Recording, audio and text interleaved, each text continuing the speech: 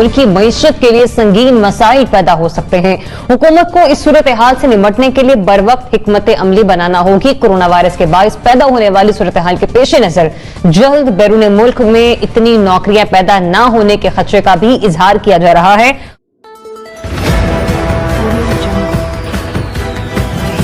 और ऐसे में bureau of immigration and overseas employment की रिपोर्ट जो है उसको खातिर मिलाकर स्टेट बैंक ऑफ पाकिस्तान की जानिब से अदाद-ओ-शुमार जो हैं वो सामने रखे गए हैं कि 50 से 60 हजार अफराद ऐसे हैं जिनकी या तो फ्लाइट जो हैं वो मनसूख हो गई या फिर जो सफरी पाबंदियां थी उनकी वजह से उन्हें अपनी मुलाजमतों से हाथ धोने पड़े हैं। अब ऐसे में स्ट्रेटेजी क्या होनी चाहिए? क्या हुकूमत के पास कोई हिकमत अमली है या आने वाले दिनों में ये हिकमत अमली बना सकेगी? ये क्वेश्चन मार्क है। मोना, 50,000 लोग कोई छोटा फिगर नहीं है। हमारे पास तो पहले पाकिस्तान में नौकरी नहीं है। हुकूमत कोई हिकमत अमली बना सकेगी आने वाले दिनों में? ये कबल वक्त कहना मेरे लिए तो मुश्किल है कि कोई हिकमत अमली आ पाएगी सामने या नहीं, लेकिन ये बात है कि ये रेड फ्लैग है बहुत बड़ा, इसमें कोई शक नहीं है। जो जॉब्स लूज हुई हैं, जो मार्केट श्रिंक हुई है, इकोनॉमी सत्यानाश हो गई है पूरी आलमी सतह पर।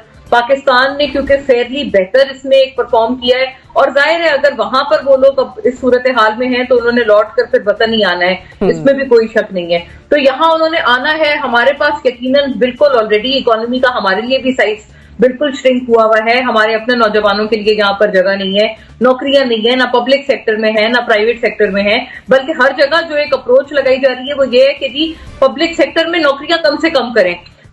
ये ऑल्दो ये कि शुरू में ये बात की जाती थी कि पब्लिक सेक्टर में नौकरियां दी जाएंगी, लेकिन ये चीज क्योंकि पॉसिबल ही नहीं थी। मुझे खुशी है कि चले हुकूमत में कोई भी पार्टी आती है तो फिर उसको ये रियलाइजेशन होती है, देर आए दुरुस्त आए वाली बात है कि जब पब्लिक सेक्टर में तो ऑलरेडी आपने प्राइवेट सेक्टर को बेसिकली इंसेंटिवाइज करना है। मुझे इसके अलावा इसका और कोई हल समझ नहीं आता। आपने अपने प्राइवेट सेक्टर को इंसेंटिवाइज करना है, उनको मराद देनी है, उनको वो फैसिलिटीज देनी है कि वो अपने पास नौकरियां क्रिएट करें, वो जॉब क्रिएशन करें। शुरू से ये बात असल में ये जो रेटरिक था ना, वही बात है कि हम सियासी तौर पर बहुत सारी वो बातें कर जाते हैं इलेक्शन से पहले जो कि हमें उस वक्त अंदाजा नहीं होता।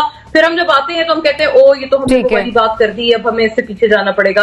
लेकिन यही इसका तरीकेकार है, इसके अलावा कोई हल नहीं है। प्राइवेट सेक्टर ही आपको नौकरियां देगा और इस वक्त प्राइवेट सेक्टर के हालात कुछ अच्छे नहीं है। देखिए ये बहुत ही सीरियस सिचुएशन है।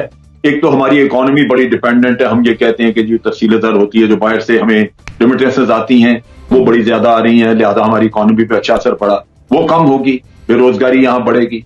इसके लिए फिलहाल तो कोई ऐसी प्लानिंग नजर नहीं आती, लेकिन मेरा अपना अंदाजा कि अगर ये करना चाहें, सोचें तो सीपैक से रिलेटेड प्रोजेक्ट में इन लोगों को खपत की जा सकती है। सब की नहीं लेकिन काफी हद तक लोग जा सकते हैं क्योंकि वहां नए प्रोजेक्ट्स लग रहे हैं। ये प्लानिंग की बात है। अगर कोई इसके बारे में सोच के पूरी तरह डेटा वर्कआउट करके और लोगों को सूटेबल जगहों पर एडजस्ट करने की कोई एक्सरसाइज करे तो हो सकता है कि ये बेरोजगारी इतनी ना बढ़े या इतने सारे लोग आके एक ही दफा बेरोजगार ना हो, कुछ न कुछ उसमें खपत हो सकती है। लेकिन बात वही है कि इसके बारे में सोच विचार करनी होगी और वर्किंग करनी होगी।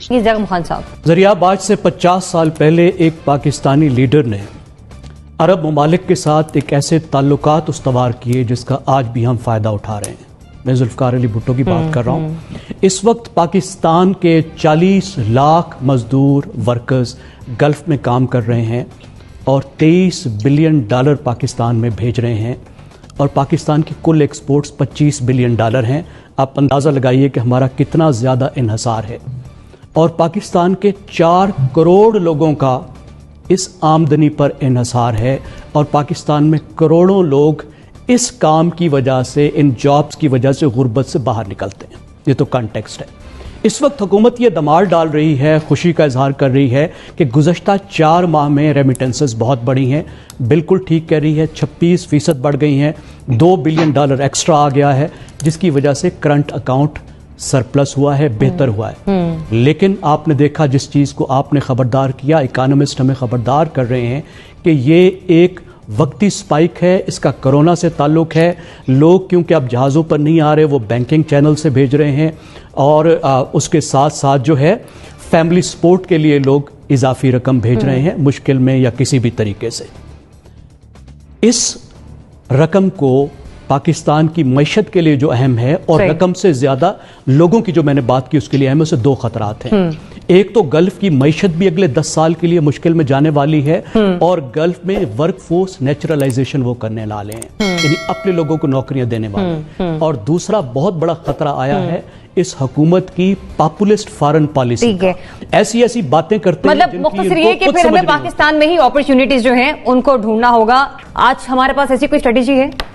देखिए ज़रिया, ये जो ओवरसीज़ वाला मसला है इसका कोई हल नहीं है इस वक्त। डेफिनेटली पूरी दुनिया में कोरोना इस बुरी तरह फैला हुआ है कि कारोबार सबके तबाह है। आप अमेरिका ले लें, कनाडा ले लें, यूरोप ले लें या मिडिल ईस्ट ले लें, तो इसका कोई हल तो नहीं नज़र आता। लाज़मी बात है जो लोग वापस आ गए, जिनकी जॉब्स ख़त्म हो गई हैं, वहाँ हुकूमत कुछ भी नहीं कर सकती। हुकूमत अगर अपने सफारती ताल्लुकात इस्तेमाल करते हुए इन कंट्रीज़ को कहती भी है, लेकिन जब वहाँ पर काम ही नहीं है तो वहाँ पर हमारे ओवरसीज़ वापस तो नहीं जा सकते, जो कि पाकिस्तान की अपना इकॉनमी में एक बहुत बड़ा उनका हाथ है। इसका हल यही है कि इस वक्त पाकिस्तान में कोरोना की बहरहाल सूरत हाल तो ख़राब है, लेकिन फिर भी हमारी एक्सपोर्ट्स बढ़ रही हैं, फैक्ट्रीज लग रही हैं। अभी जिस तरह आपने देखा कि बिजली में थोड़ी सी सब्सिडी वगैरह दी गई है, फैसलाबाद में लूमें बढ़ना शुरू हो गई हैं।